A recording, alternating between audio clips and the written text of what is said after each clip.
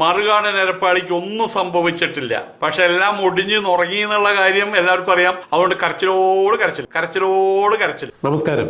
യമശമാദികൾ ശീലിച്ചവരെയാണ് നമ്മൾ സന്യാസിമാർ എന്നറിയപ്പെടുക. സംന്യസിക്കുന്നവനെയാണ് സന്യാസി എന്ന് പറയുക, സംത്യജിക്കുന്നവനെയാണ് സന്യാസി എന്ന് വിളിക്കുക. അതായത് ലോകോപകാരപ്രദം, ജനോപകാരപ്രദം, അവനവൻ്റെ ഇച്ഛകളെ, ഇന്ദ്രിയങ്ങളെ നിഗ്രഹിച്ചവരെയാണ് നമ്മൾ സന്യാസി വര്യന്മാർ അഥവാ സ്വാമിമാർ എന്ന് പറയപ്പെടുക. പരോപകാരമിതം ശരീരം, തൻ്റെ ഈ ഭൗതിക ശരീരം കൊണ്ട്, അതായത് സ്ഥൂല ശരീരം കൊണ്ടും സൂക്ഷ്മ ശരീരം കൊണ്ടും ജനത്തിന് ഉപകാരപ്രദമായ എന്തെങ്കിലും കാര്യങ്ങൾ ചെയ്യാൻ സാധിക്കുകയാണെങ്കിൽ അതിനു വേണ്ടി മാത്രമാണ് ഈ ശരീരം എന്ന് ധരിക്കുന്നവരാണ് സന്യാസിമാർ. എല്ലാ ഇച്ഛകളെയും, അതായത് എല്ലാ ആഗ്രഹങ്ങളെയും നിഗ്രഹിച്ചവരാണ്, അല്ലെങ്കിൽ അത്തരം ഇന്ദ്രിയങ്ങളെ ജയിച്ചവരാണ് നമ്മൾ ജിതേന്ദ്രിയർ എന്ന് പറയുക, അഥവാ സന്യാസി വര്യന്മാർ എന്ന് പറയുക. അവർ ലോകോപകാരപ്രദമാണ് അവരുടെ ജീവിതം, ലോകത്തിന് വേണ്ടിയാണ് ജീവിക്കുന്നത്. ഉയർന്ന സമഷ്ടിബോധമാണ് അതിൽ ഉരുത്തിരിഞ്ഞു വരുന്നത്.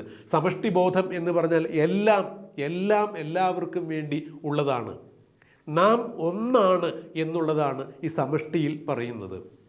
ഒരു കാരണവശാലും അവിടെ സ്വാർത്ഥതയില്ല. എൻ്റെ നിൻ്റെ എന്നുള്ള ചിന്ത അവിടെ വരുന്നതേയില്ല.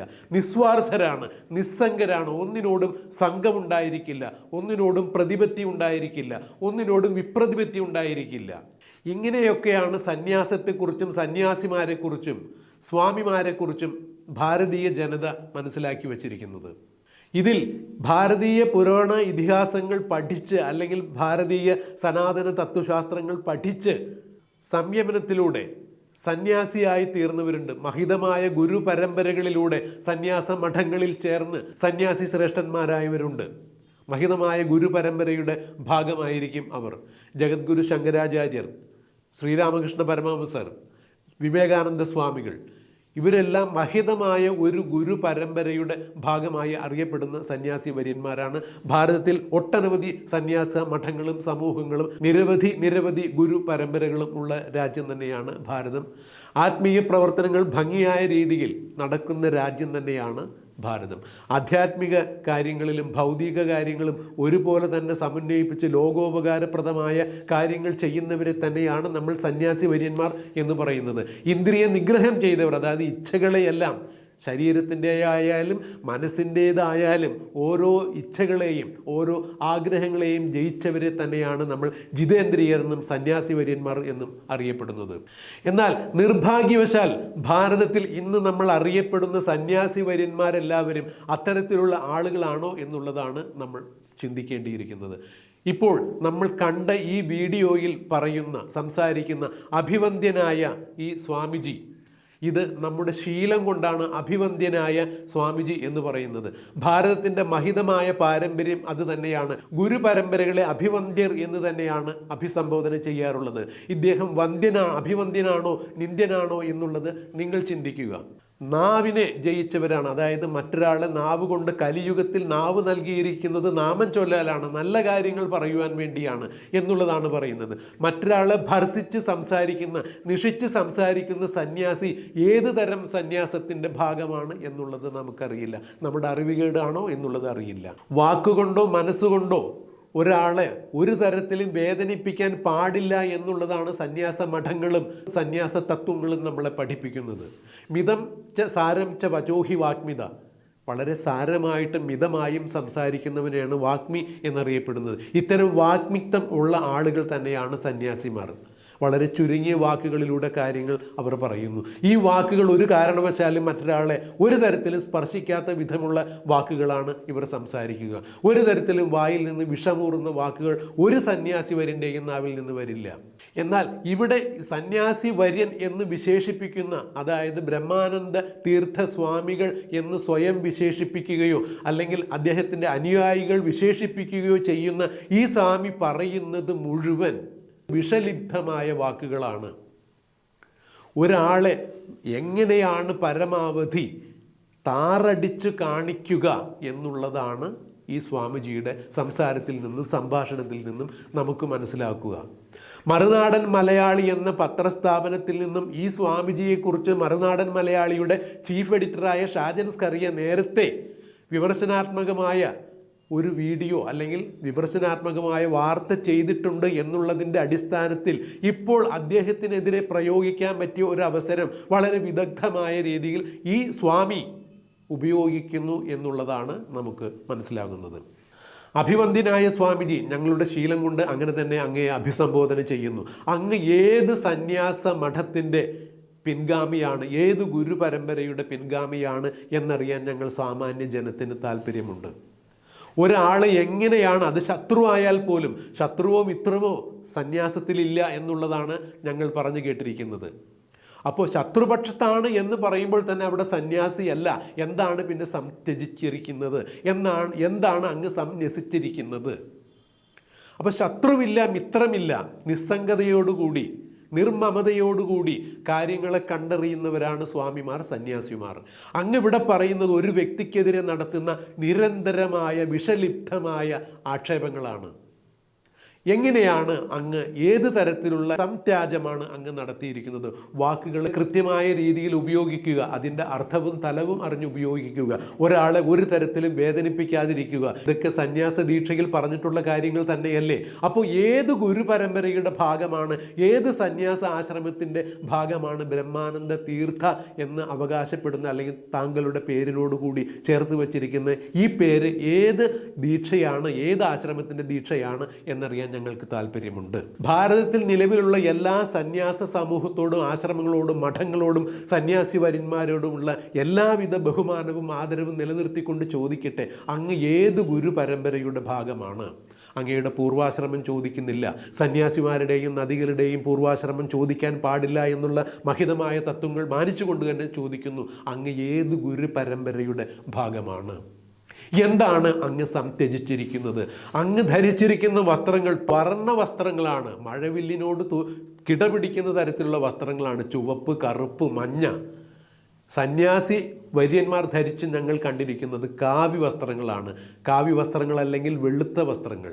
അങ്ങ് എല്ലാ വർണ്ണങ്ങളെയും പ്രതിനിധാനം ചെയ്യുന്ന ആൾ തന്നെയാണോ? മനസ്സിൻ്റെ വർണ്ണങ്ങൾ മായാത്ത ആളാണോ അങ്ങ്? എല്ലാ വർണ്ണങ്ങളെയും അങ്ങ് സ്വീകരിച്ചിരിക്കുന്നു. ഒരു വർണ്ണത്തെയും പ്രതിഫലിപ്പിക്കാത്ത കളറാണ് കാവി. സംത്യാജത്തിൻ്റെ, സംയമനത്തിൻ്റെ കളറാണ്, നിറമാണ് കാവി എന്നുള്ളത് കൊണ്ടാണ് കാവി എല്ലാ സന്യാസിമാരും ധരിക്കുന്നത് നമ്മൾ കണ്ടിരിക്കുന്നത്.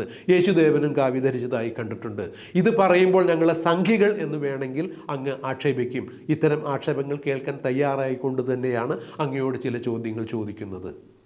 ഒരു മനുഷ്യനെ ഏത് തരത്തിലാണ് സന്യാസി ശ്രേഷ്ഠന്മാർ അഭിസംബോധന ചെയ്യാറുള്ളത്? സന്യാസിക്ക് എവിടെയാണ് ശത്രുവും മിത്രവും ഉള്ളത്? അങ്ങ് എന്തുകൊണ്ടാണ് ഷാജൻ സ്കറിയ എന്ന പത്രപ്രവർത്തകനെ എരപ്പാളി എന്ന് പറയുന്നത്?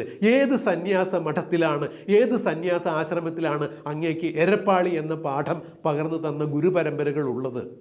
ഭാരതത്തിൻ്റെ മഹനീയമായ ഗുരു പരമ്പരകളെ ആക്ഷേപിക്കുന്ന തരത്തിലാണ് അങ്ങ് സന്യാസി എന്ന് അല്ലെങ്കിൽ ബ്രഹ്മാനന്ദ തീർത്ഥ സ്വാമികൾ എന്ന് പറഞ്ഞ് സ്വയം വിശേഷിപ്പിച്ചുകൊണ്ട് ഭാരതത്തിൻ്റെ സന്യാസ പരമ്പരകളെ അവഹേളിക്കുന്നത് എന്ന് വിനീതമായി പറഞ്ഞുകൊള്ളട്ടെ. അങ്ങക്ക് ആരോടെങ്കിലും വിപ്രതിപത്തി ഉണ്ടെങ്കിൽ അത് മാന്യമായ ഭാഷയിൽ സംസാരിക്കാനും പ്രചരിപ്പിക്കാനും അങ്ങക്ക് എന്തുകൊണ്ട് സാധിക്കുന്നില്ല? അങ്ങ് ഈ വീഡിയോയിൽ പറയുന്നുണ്ട് അൻവർ സാഹിബ് എന്ന് നിലമ്പൂർ MLA അങ്ങ് അഭിസംബോധന ചെയ്യുന്നുണ്ട്. നല്ല കാര്യം. ഒരാളെ അഭിസംബോധന ചെയ്യുമ്പോൾ മാന്യതയോടുകൂടി സംസാരിക്കുക. എന്തുകൊണ്ടാണ് ആ മാന്യത അല്ലെങ്കിൽ അത്തരം അഭിസംബോധന ഷാജൻ സ്കറിയയെ അഭിസംബോധന ചെയ്യുമ്പോൾ അങ്ങ് എരപ്പാളി, ഏത് മാളത്തിൽ ഒളിച്ചിരിക്കുന്നു എന്നുള്ള വളരെ നികൃഷ്ടമായ ഒരു കാരണവശാലും ഞങ്ങളുടെയൊക്കെ സങ്കല്പത്തിലുള്ള അല്ലെങ്കിൽ ഞങ്ങളൊക്കെ കണ്ടറിഞ്ഞ സന്യാസിമാർ ഒരിക്കലും പ്രയോഗിക്കാത്ത ഇത്തരം വിഷലിപ്തമായ വാക്കുകൾ അങ്ങയുടെ നാവിൽ നിന്നും വരുന്നു. അങ്ങ് എന്ത് വേദമാണ് പഠിച്ചിരിക്കുന്നത്? വേദം അങ്ങ് ഉച്ചരിക്കുന്നുണ്ടെങ്കിൽ ഏത് തരത്തിലുള്ള വേദമാണ് അങ്ങ് സംസാരിക്കുന്നത്? വേദം ഉച്ചരിക്കുന്ന നാവ് കൊണ്ട് എങ്ങനെയാണ് വിഷമൂറുന്ന വാക്കുകൾ സംസാരിക്കുക? ഒരുപക്ഷെ ഷാജൻ സ്കറിയ അങ്ങേക്കെതിരെ അല്ലെങ്കിൽ അങ്ങയുടെ പ്രവൃത്തികൾക്കെതിരെ വിമർശനാത്മകമായി അദ്ദേഹം സംസാരിച്ചിട്ടുണ്ടെങ്കിൽ, അങ്ങനെ ഒരു വീഡിയോ ചെയ്തിട്ടുണ്ടെങ്കിൽ അതിന് അങ്ങ് ഇത്തരത്തിൽ മറുപടി നൽകുമ്പോൾ അങ്ങ് ഏത് തരത്തിലാണ് ഒരു സന്യാസി എന്ന നിലയിലേക്ക് ഉയർന്നു വരിക? ഒരു ഉയർന്ന ചിന്താഗതിയുള്ള ആളെ എല്ലാം സംത്യജിച്ച ഒരാൾ ഏത് തരത്തിലാണ് ഇങ്ങനെ സംസാരിക്കുക?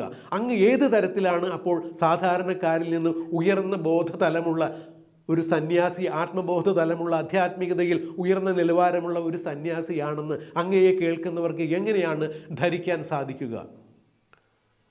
അങ്ങ് അൻവർ സാഹിബിനെ കുറിച്ചും, അതായത് നിലമ്പൂർ MLA കുറിച്ചും MA യൂസഫ് അലിയെക്കുറിച്ചും വാദോരോധയൊക്കെ സംസാരിക്കുന്ന വലിയ രീതിയിൽ, വലിയ നാവിൽ സംസാരിക്കുന്ന വീഡിയോകൾ ഞങ്ങൾ കണ്ടിട്ടുണ്ട്. നല്ല കാര്യം. ബഹുമാനിക്കുന്നവരെ എല്ലാവരും ബഹുമാനിക്കുക, ആദരിക്കേണ്ടവരെ എല്ലാവരെയും ആദരിക്കുക. പിന്നെ എന്തുകൊണ്ടാണ് അങ്ങേക്ക് ചില ആളുകൾ ശത്രുക്കളും ചില ആളുകൾ മിത്രങ്ങളും എന്ന് പറയുക? സാധാരണക്കാരെ സംബന്ധിച്ചിടത്തോളം, ഒരു സാധാരണക്കാരനെ സംബന്ധിച്ചിടത്തോളം മിത്രങ്ങളും ശത്രുക്കളും ഉണ്ടാവാം. അവന് അത്രത്തോളം മാനസിക വ്യാപ്തിയേ ഉള്ളൂ. സന്യാസി എന്ന് പറയുന്നവർക്ക് എവിടെയാണ് മിത്രം, എവിടെയാണ് ശത്രു? എല്ലാം ഒരുപോലെ തന്നെയാണ് എന്നുള്ളതാണ് നമ്മൾ കേട്ടിട്ടുള്ളത്. ലോകോപകാരപ്രദം നിൽക്കുന്ന അല്ലെങ്കിൽ ജീവിക്കുന്ന അല്ലെങ്കിൽ ഈ സൂക്ഷ്മ ശരീരത്തേക്ക് സ്ഥൂല ശരീരത്തെയും കൊണ്ടു നടക്കുന്ന ആളുകൾക്ക് ആരോടാണ് മമത, ആരോടാണ് നിർമ്മമത? അങ്ങയ്ക്ക് ആരോടാണ് വിരോധം? എന്തിനോടാണ് വിരോധം? അങ്ങനെയാണെങ്കിൽ അങ്ങയുടെ ഉള്ളിൽ അങ്ങ് എന്തിനെയാണ് സംത്യജിച്ചിരിക്കുന്നത്? അങ്ങക്ക് ഏത് തരത്തിലുള്ള ആത്മസംയമനമാണ് അങ്ങ് ശീലിച്ചിരിക്കുന്നത്? എന്ത് യമശമാദികളാണ് അങ്ങ് ശീലിച്ചിരിക്കുന്നത്? എന്താണ് അങ്ങ് ഉപേക്ഷിച്ചിരിക്കുന്നത്? ഏത് ഇന്ദ്രിയത്തെയാണ് അങ്ങ് ജയിച്ചിരിക്കുന്നത്? എന്തായാലും ഏത് ഇന്ദ്രിയത്തെ അങ്ങ് ജയിച്ചാലും നാവ് എന്ന ഒരു ഇന്ദ്രിയത്തെ അങ്ങക്ക് ജയിക്കാൻ സാധിച്ചിട്ടില്ല. അങ്ങയുടെ നാവിലൂടെ വരുന്നതെല്ലാം ഒരു കാരണവശാലും ഒരു സന്യാസി ശ്രേഷ്ഠന് ചേരാത്ത വാക്കുകൾ തന്നെയാണ് എന്ന് വളരെ വിനയപുരസരം സന്യാസ സമൂഹത്തോടുള്ള എല്ലാ ആദരവും നിലനിർത്തിക്കൊണ്ട് ഞങ്ങൾ സംസാരിക്കുന്നു.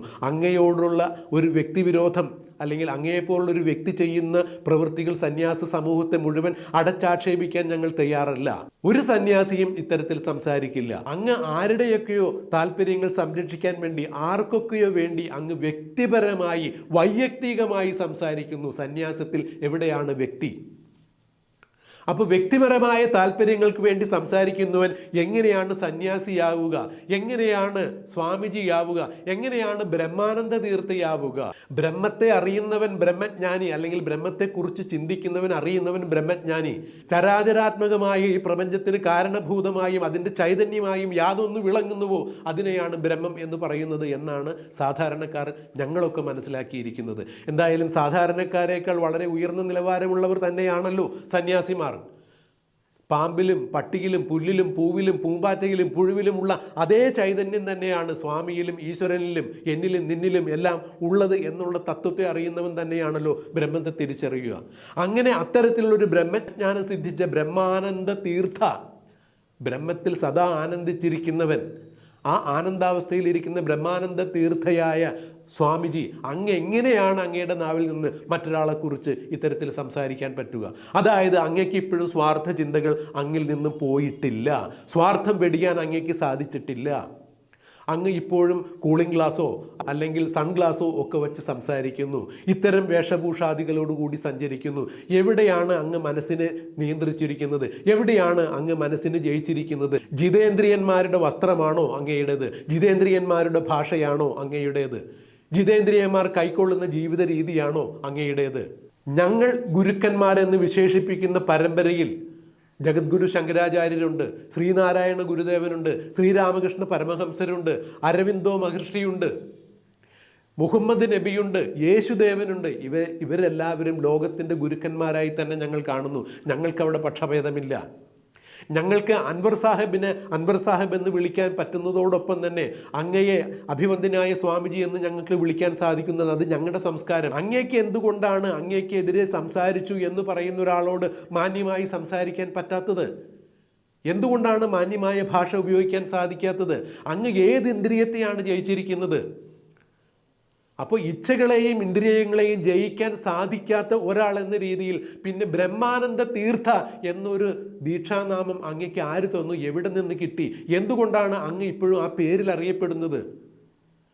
മനസ്സിനെ ജയിച്ചവൻ, ഇന്ദ്രിയങ്ങളെ ജയിച്ചവൻ, സംത്യജിച്ചവൻ, സംന്യസിക്കുന്നവൻ, ഇവരെയാണ് ഭാരതീയ ജനതതികൾ അല്ലെങ്കിൽ ഭാരതീയ ഇതിഹാസ പുരാണങ്ങളെല്ലാം സന്യാസിമാർ എന്ന് വിശേഷിപ്പിച്ചിരിക്കുന്നത്. അങ്ങ് ഈ ഭാരതത്തിൽപ്പെട്ട ആൾ തന്നെയല്ലേ?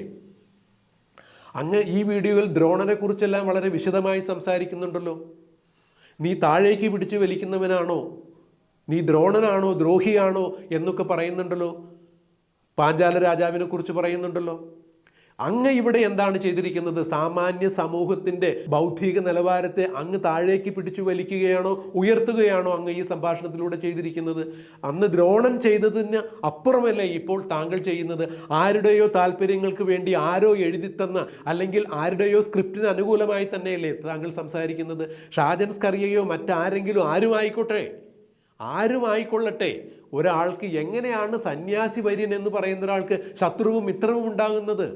അപ്പോൾ താങ്കളുടെ ഉദ്ദേശവും സ്വാർത്ഥ താല്പര്യങ്ങളും പ്രകടിപ്പിക്കാൻ വേണ്ടി ഒരവസരം വീണ് കിട്ടിയപ്പോൾ അങ്ങ് ഈ അവസരത്തെ ഉപയോഗിക്കുന്ന ഒരു സാധാരണക്കാരൻ മാത്രമാണ് അങ്ങ്. സൺഗ്ലാസും അല്ലെങ്കിൽ കൂളിംഗ് ഗ്ലാസും നിറമുള്ള വസ്ത്രങ്ങളും എല്ലാം ധരിച്ച് വളരെ ഭംഗിയായ രീതിയിൽ മീഡിയയ്ക്ക് മുമ്പിൽ ഇരുന്ന് സംസാരിക്കുന്ന അങ്ങ് ഒരു സാധാരണക്കാരൻ മാത്രമാണ്. ഒരു തരത്തിലും അങ്ങയെ സന്യാസി എന്നോ സ്വാമി എന്നോ വിശേഷിപ്പിക്കാൻ ഭാരതീയ പുരാണ ഇതിഹാസങ്ങളോ ഭാരതീയ ആത്മീയ തത്വങ്ങളോ മനസ്സിലാക്കുന്ന ഞങ്ങളെപ്പോലുള്ള ഒരാൾക്ക് സാധിക്കില്ല. അങ്ങ് എന്തിനാണ് ഇത്തരത്തിലൊരു വിഡ്ഢിവേഷം കെട്ടി ജനങ്ങളെ പറ്റിക്കുന്നത്? ഒരു സന്യാസിക്ക് വേണ്ട ഏത് തരത്തിലുള്ള യോഗ്യതയാണ് അങ്ങയുടെ ഈ സംസാരത്തിൽ നിന്ന് ജനങ്ങൾ അങ്ങയ്ക്കുണ്ട് എന്ന് മനസ്സിലാക്കേണ്ടത്? അങ്ങയുടെ വേഷഭൂഷാദികളിൽ നിന്ന് ഒരു സന്യാസിക്ക് വേണ്ട എന്ത് തരത്തിലുള്ള യോഗ്യതയാണ്, എന്ത് തരത്തിലുള്ള കഴിവാണ് അങ്ങ് ആർജിച്ചിരിക്കുന്നത്? എന്താണ് അങ്ങ് സംത്യജിച്ചിരിക്കുന്നത്? എങ്ങനെയാണ് അങ്ങയെ സന്യാസി എന്ന് വിളിക്കാൻ സാധിക്കുക? താങ്കളുടെ വാക്കുകൾ ശ്രദ്ധിക്കുന്ന ഒരാളെ സംബന്ധിച്ചിടത്തോളം താങ്കൾ എങ്ങനെയാണ് പക്വതയുള്ള ഒരാളാണെന്ന് മനസ്സിലാക്കുക. ആരോടോ ഉള്ളൊരു വിദ്വേഷം താങ്കൾക്ക് കിട്ടിയ അവസരത്തിൽ അത് പൂർണ്ണമായ രീതിയിൽ ആ വിദ്വേഷം അങ്ങയിൽ നിന്ന് വമിക്കുന്നു, വിഷലിപ്തമായ വാക്കുകൾ വരുന്നു. എങ്ങനെയാണ് ഇങ്ങനെ ഒരു സന്യാസിക്ക് സംസാരിക്കാൻ സാധിക്കുക? ബ്രഹ്മാനന്ദ തീർത്ഥ സ്വാമി എന്ന പേര് അങ്ങ് തന്നെയാണോ അങ്ങേക്ക് ഇട്ടിരിക്കുന്നത്? ഏതാണ് അങ്ങയുടെ സന്യാസ മഠം? ഏതാണ് അങ്ങയുടെ ഗുരുപരമ്പര? ഈ ഗുരുപരമ്പരയിലുള്ള ആളുകൾ അങ്ങയുടെ സന്യാസ പരമ്പരയിലുള്ള സന്യാസിമാരെല്ലാവരും അങ്ങ് സംസാരിക്കുന്ന ഭാഷയിൽ തന്നെയാണോ സംസാരിക്കുക? ലോകത്തോടൊരു സന്യാസി വര്യൻ സംസാരിക്കുന്ന ഭാഷയാണോ അങ്ങ് സ്വീകരിച്ചിരിക്കുന്നത്? എന്താണ് അങ്ങയിൽ നിന്നും ഗുരുപരമ്പരകളെ മാനിക്കുന്ന ഒരു സമൂഹം പ്രതീക്ഷിക്കുന്നത്? സന്യാസി വര്യന്മാരെന്ന് പറയുന്നവരെ, സ്വാമിമാരെ എന്ന് പറയുന്നവരെ ഭാരതീയരായ ഞങ്ങൾ ആദരിക്കുന്നുണ്ട്. അവരിൽ നിന്ന് ഞങ്ങൾ പ്രതീക്ഷിക്കുന്ന ഉയർന്ന നിലവാരമുള്ള സംസാരവും പ്രവൃത്തിയുമല്ല താങ്കളിൽ നിന്നുണ്ടായിരിക്കുന്നത്, ചുരുങ്ങിയത് ഈ വിഷയത്തിലെങ്കിലും. അപ്പോൾ താങ്കൾ എങ്ങനെയാണ് ഒരു സന്യാസി വര്യൻ എന്ന് ഞങ്ങൾ താങ്കളെ വിളിക്കുക? പൊതുജനം എങ്ങനെയാണ് താങ്കളെ വിളിക്കുക? താങ്കൾക്ക് ഇഷ്ടമില്ലാത്ത ആളുകളെ താങ്കൾ ഭർസിക്കുന്നു, മറ്റാർക്കൊക്കെ വേണ്ടി സംസാരിക്കുന്നു. അങ്ങനെയുള്ള ഒരാൾ എങ്ങനെയാണ് സന്യാസിയാവുക? എങ്ങനെയാണ് സ്വാമിയാവുക? എങ്ങനെയാണ് ബ്രഹ്മാനന്ദ തീർത്ഥയാവുക? ബ്രഹ്മജ്ഞാനമുള്ള ഒരാൾ എങ്ങനെയാണ് മറ്റൊരാളെ കുറ്റം പറയുക? അപ്പോൾ ഇത്തരത്തിലുള്ള കാര്യങ്ങൾ പറയുന്ന താങ്കളെ പോലുള്ള ഒരാൾ ഇവിടെ സനാതന ധർമ്മത്തെക്കുറിച്ച് പ്രസംഗിക്കാനോ അല്ലെങ്കിൽ സനാതന വിശ്വാസികളെ തെറ്റിദ്ധരിപ്പിക്കാനോ വേണ്ടി പ്രച്ഛന്ന വേഷം എടുത്ത് ഇത്തരം ക്യാമറകൾക്ക് മുമ്പിലിരുന്ന് ജനങ്ങളെ കബളിപ്പിക്കാൻ വേണ്ടി മെനക്കെടുന്നത് വളരെ സങ്കടകരം തന്നെയാണ് എന്ന് ഈ സന്യാസ സമൂഹത്തിനോടുള്ള സകല ആദരവും നിലനിർത്തിക്കൊണ്ട് വിനയത്തോടു കൂടി തന്നെ പറയട്ടെ. ബഹുമാനപ്പെട്ട ബ്രഹ്മാനന്ദ തീർത്ഥ സ്വാമികൾ അങ്ങയുടെ ഇന്ദ്രിയ നിഗ്രഹം നടത്തിയിട്ടുള്ള ആളാണോ എന്ന് പുനഃപരിശോധിക്കുക. ഏത് തരത്തിലാണ് അങ്ങ് യമശമാദികൾ ശീലിച്ചിരിക്കുന്നത് എന്ന് പുനഃപരിശോധിക്കുക. അങ്ങയുടെ മിത്രങ്ങൾ ആരാണ്, ശത്രുക്കൾ ആരാണ്? ഒരു സന്യാസിക്ക് എവിടെയാണ് മിത്രം, എവിടെയാണ് ശത്രു? പരോപകാരമിതം ശരീരം എന്ന് പറയുന്ന ഒരു സന്യാസിക്ക് എവിടെയാണ് മിത്രം, എവിടെയാണ് ശത്രു? ആരെയാണ് സ്നേഹിക്കുന്നത്? ഈ ലോകത്തെ ഏറ്റവും കൂടുതൽ സ്നേഹിക്കുന്നവരാണ് സന്യാസിമാർ. ലോകത്തിന് വേണ്ടി ജീവിക്കുന്നവരാണ്. തൻ്റെ ഇച്ഛകളെല്ലാം മാറ്റിവെച്ച് അല്ലെങ്കിൽ തൻ്റെ ഇച്ഛകളെല്ലാം വെടിഞ്ഞ് ലോകത്തിൻ്റെ ഇച്ഛകൾക്ക് വേണ്ടി സംസാരിക്കുന്ന, ലോകത്തിൻ്റെ ഇഷ്ടത്തിന് വേണ്ടി പ്രവർത്തിക്കുന്ന ആളുകളാണ് സന്യാസി വര്യന്മാർ എന്നാണ് ഭാരതീയ സന്യാസി വര്യന്മാരിലൂടെ ഞങ്ങൾ മനസ്സിലാക്കിയിരിക്കുന്നത്. പണ്ടൊരു സന്യാസി ഡൽഹിയുടെ ഭരണസിരാ കേന്ദ്രങ്ങളിൽ ഉണ്ടായിരുന്നു, കേട്ടിട്ടുണ്ട്. ചന്ദ്രസ്വാമി എന്നാണ് അദ്ദേഹത്തിൻ്റെ പേര് എന്ന് ഞങ്ങൾ കേട്ടിട്ടുണ്ട്. അദ്ദേഹത്തിൻ്റെ ചെയ്തികളെക്കുറിച്ച് ഞങ്ങൾ കൃത്യമായി അറിഞ്ഞിട്ടുണ്ട്. അങ്ങും ചന്ദ്രസ്വാമിയുടെ ഒരു പരമ്പരയിൽപ്പെട്ട ആളാണോ എന്ന് ഇപ്പോൾ അങ്ങയുടെ വാക്കുകൾ കേൾക്കുമ്പോൾ സംശയം തോന്നുന്നു. അങ്ങയെ ഇകഴ്ത്തി കാണിക്കാൻ വേണ്ടി ഒരു കാരണവശാലും ഞങ്ങൾ ശ്രമിച്ചിട്ടില്ല. ഞങ്ങളുടെ ലക്ഷ്യവും ഉദ്ദേശവും അതല്ല. എന്നാൽ ഭാരതീയ ഇതിഹാസങ്ങളിൽ അല്ലെങ്കിൽ ഭാരതീയ സനാതന തത്വശാസ്ത്രങ്ങളിൽ പ്രത്യക്ഷപ്പെട്ട് കണ്ടിട്ടുള്ള സന്യാസി വര്യന്മാർക്ക് ആർക്കും താങ്കളുടെ മുഖഛായയല്ല, താങ്കളുടെ ഭാഷയല്ല, താങ്കളുടെ വസ്ത്രധാരണ രീതിയല്ല. താങ്കൾ അതിലെല്ലാം വിഭിന്നമായി മറ്റൊരു സംസ്കാരത്തിലുള്ള സന്യാസി വര്യനാണോ എന്ന് ഞങ്ങൾക്കറിയില്ല. ഞങ്ങൾ കേട്ട് ശീലിച്ചിരിക്കുന്ന ജഗദ്ഗുരു ശങ്കരാചാര്യരെയും ശ്രീനാരായണ ഗുരുദേവനെയും അരവിന്ദോ മഹർഷിയെയും എല്ലാം ഇത്തരത്തിൽ ഞങ്ങൾക്ക് ഒരിക്കലും വിലയിരുത്താനോ അവരിൽ നിന്ന് ഇങ്ങനെയൊന്നും ലോക സമൂഹം തിരിച്ചറിഞ്ഞിട്ടില്ല, അവരിൽ നിന്ന് ഇങ്ങനെയൊന്നും കേട്ടിട്ടില്ല. കേരളത്തിൻ്റെ ജാതി മത വ്യവസ്ഥകൾ കണ്ട് മനം നൊന്നിട്ട് ശ്രീനാരായണ ഗുരു കേരളത്തിന് നൽകിയ ഒരുപാട് ഉത്ബോധനങ്ങളുണ്ട്. ഒരു ജാതി ഒരു മതം മനുഷ്യന്, ജാതി ചോദിക്കരുത് പറയരുത്. ഇതെല്ലാം ഒരു കാരണവശാലും പകരം വയ്ക്കാനില്ലാത്ത ആത്മീയ സിദ്ധാന്തങ്ങളും ഭൗതിക സിദ്ധാന്തങ്ങളും ഭാരതീയ ജനത്തിന് പകർന്നു നൽകിയ സന്യാസിവരനാണ് അദ്ദേഹം. കേരളത്തെ ഈ ജാതിക്കോമരങ്ങളുടെ ഭ്രഷ്ട് കണ്ട് മനം നിന്നിട്ട് കേരളത്തെ ഭ്രാന്താലയം എന്ന് വിശേഷിപ്പിച്ചു വിവേകാനന്ദ സ്വാമികൾ. ആ ഭാഷയ്ക്കും ഒരു സംശുദ്ധി ഉണ്ടായിരുന്നു, ആ ഭാഷയ്ക്കും ഒരു സംസ്കാരമുണ്ടായിരുന്നു. അദ്ദേഹം ആരെയെങ്കിലും പേരെടുത്ത് പറഞ്ഞിട്ടല്ല പുച്ഛിച്ചത്, ഈ വ്യവസ്ഥിതിക്കെതിരെയാണ് കലഹിച്ചത്. താങ്കൾ വ്യവസ്ഥിതിക്കെതിരെയല്ല കലഹിക്കുന്നത്, താങ്കൾ ഒരു വ്യക്തിക്കെതിരെയാണ് കലഹിക്കുന്നത്. അത് താങ്കൾക്ക് ഏതെങ്കിലും തരത്തിൽ മുൻകാലങ്ങളിൽ ആ വ്യക്തിയിൽ നിന്നും ഏതെങ്കിലും തരത്തിലുള്ള നീരസകരങ്ങളായ ഒരു പരാമർശം ഉണ്ടായിട്ടുണ്ട് എന്നുള്ളതിൻ്റെ അടിസ്ഥാനത്തിൽ തന്നെയാണ് താങ്കൾ സംസാരിക്കുന്നതെന്ന് താങ്കളുടെ വാക്കുകൾ കേൾക്കുമ്പോൾ അറിയാൻ സാധിക്കും. അങ്ങനെയാണെങ്കിൽ പൂർവാശ്രമം വെടിയാത്ത താങ്കൾ എങ്ങനെയാണ് സന്യാസിയാവുന്നത്? ഭാരതീയ സംസ്കാരത്തിനും ഭാരതീയ ആധ്യാത്മിക സംസ്കൃതിക്കും ഇത്തരത്തിലുള്ള സന്യാസി വര്യന്മാർ അപമാനം തന്നെയാണ് എന്ന് പറയാൻ വിഷമമുണ്ട്. പക്ഷേ പറയാതിരിക്കുന്നതിലും വിഷമമുണ്ട്. തീർത്തും അങ്ങയെപ്പോലുള്ള ആളുകൾ, അതായത് ഏതെങ്കിലും സന്യാസി മഠത്തിൻ്റെ സന്യാസ സമൂഹത്തിൻ്റെ ഭാഗമായിട്ടുള്ള ആളുകൾ പൊതുജനത്തിൻ്റെ മുമ്പിൽ വന്നിരുന്ന് താൻ ബ്രഹ്മാനന്ദ തീർത്ഥയാണ് എന്നുള്ള തരത്തിലുള്ള ഒരു പേരും രൂപവും എല്ലാം വേഷവും എല്ലാം ധരിച്ച് പൊതുജനങ്ങളെ തെറ്റിദ്ധരിപ്പിക്കുന്ന രീതിയിൽ, അതായത് ഭാരതീയ സന്യാസി വര്യന്മാർ ഇത്രയും നിലവാരമില്ലാത്ത ആളുകളാണ് എന്ന് ധരിപ്പിക്കുന്ന രീതിയിൽ പൊതുജനങ്ങൾക്ക് ഇങ്ങനെ ഒരു ധാരണയുണ്ടാക്കി കൊടുക്കുന്ന രീതിയിൽ സംസാരിക്കുന്നവരെ സ്വാമിജി എന്നോ സന്യാസി വര്യന്മാരെന്നോ അഭിസംബോധന ചെയ്യാൻ ഞങ്ങൾക്കാവില്ല. എങ്കിലും ഞങ്ങൾ ആ സമൂഹത്തെ അഭിസംബോധന ചെയ്തിരുന്ന വാക്കുകൾ കൊണ്ട് തന്നെ അങ്ങയോട് പറയുന്നു, അഭിവന്ദനായ സ്വാമി. അങ്ങ് എന്തിനാണോ എന്നുള്ളത് കേൾക്കുന്നവർ തീരുമാനിക്കട്ടെ. അഭിവന്ദനായ സ്വാമി, ഒരു കാരണവശാലും ഇത്തരം സന്യാസി ശ്രേഷ്ഠന്മാരെ അവഹേളിക്കുന്ന തരത്തിൽ അങ്ങ് സംസാരിക്കരുത്. അത് ഞങ്ങളുടെ ഗുരുപരമ്പരകളെ അവഹേളിക്കുന്നതിന് തുല്യമാണ്. അങ്ങക്ക് ഷാജിൻ സ്കറിയ എന്ന വ്യക്തിയോട് ഏതെങ്കിലും തരത്തിൽ നീരസമുണ്ടെങ്കിൽ അങ്ങ് സന്യാസി എന്നുള്ള അല്ലെങ്കിൽ ബ്രഹ്മാനന്ദ തീർത്ഥ എന്ന പേര് ഉപേക്ഷിച്ചുകൊണ്ട് അങ്ങ് അദ്ദേഹത്തെ വിമർശിക്കുക. അങ്ങനെ ഒരു പേര് സ്വീകരിച്ചുകൊണ്ട് ഞങ്ങളുടെ മഹിതമായ ഗുരുപരമ്പരകളെ ഒരു കാരണവശാലും ആക്ഷേപിക്കരുത്, അധിക്ഷേപിക്കരുത് എന്ന് ഞങ്ങൾ മാനിക്കുന്ന സന്യാസി സമൂഹത്തെ മുൻനിർത്തിക്കൊണ്ട് സംസാരിക്കുന്നു, പറയുന്നു. നന്ദി, നമസ്കാരം. നിങ്ങളുടെ ഹീറോ ആയിട്ടുള്ള എരപ്പാളി എവിടെയാ അറിയോ? നിങ്ങൾക്ക് എവിടെയാ? അവരയാൾ എവിടെയാണ് നിങ്ങൾക്കറിയോ? അത്ര വലിയ ലോകമാന്യ തിലകരാണെങ്കിൽ, സർവാധികാരിക്കാരാണെങ്കിൽ, അഖിലാണ്ട് കോടി ബ്രഹ്മാണ്ടങ്ങൾക്ക് അധിപനാണെങ്കിൽ, അങ്ങനെയൊക്കെയാണല്ലോ നിങ്ങൾ പറയുന്നതാണെങ്കിൽ, ഈ പറഞ്ഞ മറുകാടൻ എരപ്പാളി ആ പട്ടത്ത് ഓഫീസിൽ വന്നിരുന്നിട്ട് അയാൾ അവകാശപ്പെടുന്ന സത്യസന്ധമായ, ഞാൻ ഇപ്പോൾ മുമ്പ് പറഞ്ഞ വാക്ക്, സത്യസന്ധമായ മാധ്യമപ്രവർത്തനം ഒന്ന് നടത്തിയാട്ടെ, ഒന്ന് നടത്തി കാണിച്ചാട്ടെ. പിന്താങ്ങികൾ അവനെ താങ്ങി മേലോട്ട് കയറ്റിയിട്ട് അവിടെ പോയിരുന്ന് സത്യസന്ധമായ മാധ്യമപ്രവർത്തനം നടത്തി കാണിച്ചോട്ടെ. എന്നെ അറസ്റ്റ് ചെയ്യുന്ന, അല്ലെങ്കിൽ എൻ്റെ പേരിൽ കേസ് എടുക്കുന്ന, അല്ലെങ്കിൽ എൻ്റെ ഓഫീസിൽ നിന്ന് ഇറക്കുന്ന ആ ഡേറ്റ് ഒന്ന് പറയാവോ എന്ന് പറഞ്ഞ് കളിയാക്കിയതല്ലേ എന്നെ അൻവർ സാഹിബ് ചോദിക്കുകയാണ്. ഇറക്കിയില്ലേ? നിന്റെ വീമ്പിളക്കൽ എവിടെ പോയി? ഇപ്പൊ നിങ്ങളുടെ ഹീറോ സ്വന്തം ഓഫീസ് കണ്ടിട്ട്, ലോകം കണ്ടിട്ട് എത്ര കാലായി? ഏതോ പൊത്തിനകത്ത് കുളിയും ആഹാര നിഹാരങ്ങളില്ലാതെ, കുളിയില്ലാതെ കളിയില്ലാതെ കഴിഞ്ഞുകൂടാൻ തുടങ്ങിയ സമയത്രേ. എന്തിനാണ് ഇങ്ങനെ ഒളിവിൽ കഴിയുന്നത് സത്യസന്ധൻ? തോറാബോറ മലനിരകളിൽ പോലും ഈ എരപ്പാളിയിൽ ഒളിവിൽ കഴിഞ്ഞിട്ടുണ്ടെന്നാണ് അറിവ്. ഇത്രയൊക്കെ ഉള്ളോ എരപ്പാളി താങ്ങികളെ നിങ്ങളുടെ ഈ ഹീറോ?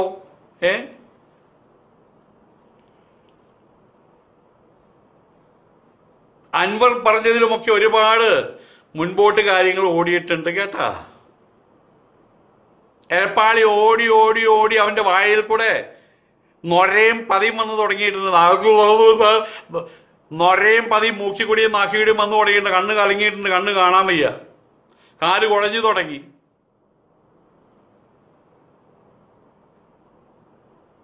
വിചാരിച്ചതിനേക്കാൾ വലിയ ഓട്ടം. അത് പോരെ, നിങ്ങൾക്കത് പോരെ? ഇനിയും അവൻ ഓടി ഓടി നൊരയും പതിയും കഴിഞ്ഞിട്ട് ചോര ഛർദ്ദിക്കണോ? അതാണോ നിങ്ങളുടെ മോഹം? അതിനാണോ നിങ്ങൾ അവനെ പിന്നിൽ കൂടെ പോയിട്ട് താങ്ങിക്കൊണ്ടിരിക്കുന്നത്? അങ്ങേയറ്റം ഭീരുവായിട്ടുള്ള ഒരുത്തൻ, അതാണ് അവന് പറ്റിയ നിർവചനം. ഒരു കേസ് ഒന്ന് കയറി മുറുകിയപ്പോ പൊത്തിനകത്ത് കയറി ഒളിച്ചവൻ, അത്രയേ ഉള്ളൂ നിങ്ങളുടെ ഹീറോ, അത്രയേ ഉള്ളൂ ഈ മറുകാടൻ എരപ്പാളി. പൂച്ച എലിയെ പിടിക്കുന്നത് കണ്ടിട്ടുണ്ടോ? എലി പൂച്ചയെ പിടിക്കും.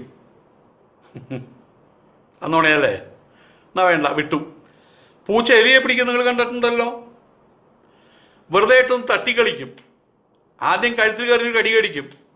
അപ്പം ഏകദേശം 25 അവൻ ജീവൻ പോവും. എന്നിട്ട് അതിനെ വിടും. ചിലപ്പോൾ പൂച്ചക്കുട്ടികളാവും ബൈക്ക് കൈകാര്യം ചെയ്ത് അതൊരു പഠിപ്പിക്കലാണ്, ട്രെയിനിങ് കൊടുക്കലാണ്. അങ്ങനെ കിട്ടി തട്ടിക്കളിച്ച് ആ സീനാണ് ഇപ്പം നടന്നുകൊണ്ടിരിക്കുന്നത്. ഉടുതുണിക്ക് മറുതുണിയില്ലാതെ ഉള്ള കൗപീനവും വാരിപ്പിടിച്ച് നാട് നീളെ നെട്ടോട്ടം ഓടുന്ന മറുകാടൻ എരപ്പാളി. ആഹാ ആഹാ, ഇങ്ങനെ ഓടി നടക്കുന്നത് കാണുമ്പോൾ വല്ലാത്തൊരു സുഖമുണ്ട്.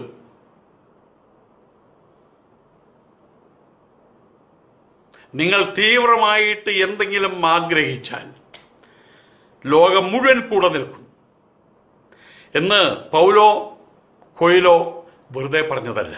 അതാണ് ഇപ്പോൾ കണ്ടുകൊണ്ടിരിക്കുന്നത്. കഴിഞ്ഞ 3-4 വർഷങ്ങളായിട്ട് അവൻ ചെയ്തു വെച്ച് തന്തയ്ക്ക് പിറക്കായിക,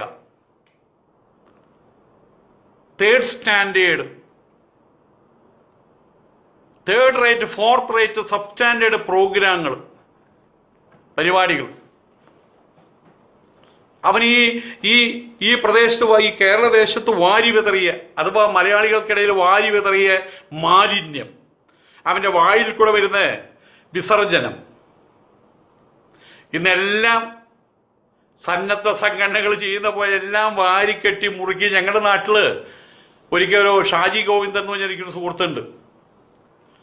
അദ്ദേഹത്തിൻ്റെ കൂട്ടാളികളും കൂടെ അദ്ദേഹത്തിൻ്റെ ഓഫീസിൻ്റെ അടുത്ത് മാലിന്യത്തിൻ്റെ മല. അവരോട് CCTV ക്യാമറ സ്ഥാപിച്ചു. നോക്കിയപ്പോൾ എന്താ, കാറിൽ വന്നിട്ടൊക്കെ ഒരുത്തൻ അവിടെ ദിവസവും ഇത് തള്ളിക്കൊണ്ടിരിക്കുന്നത്. ഒരു ദിവസം ആ കാറ് വരുന്നവർ കാത്തിരുന്നു. ആ കാറ് വന്നു, ഡോർ തുറന്ന് ഈ സാധനം വലിച്ചെറിഞ്ഞ് കാറ് തിരിഞ്ഞു വന്ന് നോക്കിയ സമയത്ത് തടഞ്ഞു നിർത്തി. അവിടെയുള്ള സകല സാധനങ്ങളും അവർ പറയാണ്, അവിടെ അവർ പ്രവർത്തി കഴിഞ്ഞാൽ അവർ പോയിട്ട് 2 ദിവസം ആഹാരം കഴിച്ചില്ല. അതുപോലെ ചീഞ്ഞഴിഞ്ഞ് പുഴുവരിക്കുന്ന സാധനങ്ങൾ മുഴുവൻ ആ കാറിനകത്ത് എടുത്ത് കൊട്ടോട് പറഞ്ഞു ഇത് കൊണ്ടുപോയിക്കോളാൻ പറഞ്ഞു വീട്ടിലാക്കി. ഇതുപോലെ അവൻ ഇവിടെ വാരി വെതറിയ മാലിന്യം മുഴുവൻ പറക്കിയെടുത്തപ്പോൾ അവൻ്റെ നവദ്വാരങ്ങൾ തിരികെ വെക്കുകയാണ്, നെട്ടോട്ടം ഓടുകയാണ്.